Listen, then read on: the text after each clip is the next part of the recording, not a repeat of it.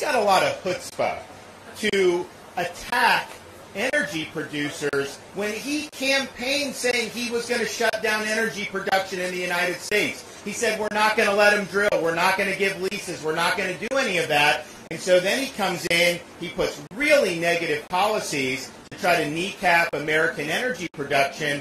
And of course, that's been a huge driver as to why we now have gas higher than we have ever seen it before. He has facilitated this, and I think that's had a huge impact on overall inflation because everything that's produced relies on energy, and when those energy costs go up, it has an effect across the board. Obviously, when you're printing trillions of dollars, the money supply, that has caused it to go up as well. So I think there have been a series of policy misjudgments. What I would do is I would say, and he will not do this, but he should admit he was wrong, and he said, you know what, we need to be energy independent.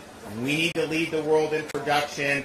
We need to get rid of all the roadblocks. We need to make sure people can get permits. We want to make sure we can do LNG exploration. Let's build pipelines, not just Keystone, but there's other pipelines. FERC, the federal agency, won't permit these pipelines. So you have it within your control to really, really move the needle. And here's the thing. This energy, the markets are very forward-looking. If he were to come in and just really, really double down on American energy and have policy to reflect that, look, it would represent a complete 180.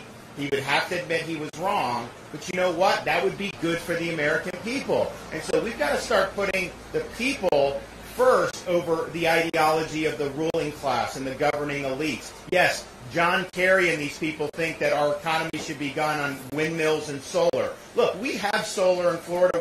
We'll have more, and I'm happy with that. That is not enough, okay? The windmills are not enough. You have to have oil and gas to be able to power a modern economy. And so these have been really, really, I think, devastating decisions. I think it did not have to happen. You know, he inherited a situation that was much better. He's made it a lot worse. But you look, he's now complaining about the refining capacity. You can't get a refinery permitted if you want to expand capacity. And when you say you're going to shut down the industry, who's going to put capital down to want to expand there when you know the federal government's going to try to kneecap you, right out of the starting block? So he needs to reverse course here. I don't think he will, but at the end of the day, the American people are paying the price. I get such a kick out of them saying inflation was 8.6. That was not a good number, but it's much higher when you look at the things that really count in somebody's everyday life. When you look at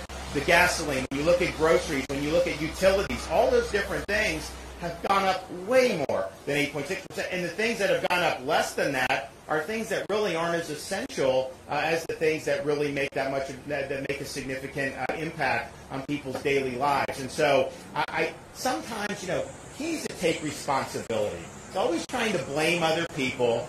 He's always trying to create a scapegoat.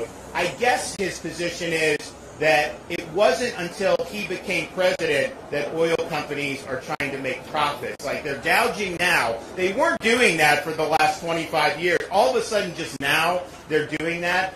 It's insulting to the average citizen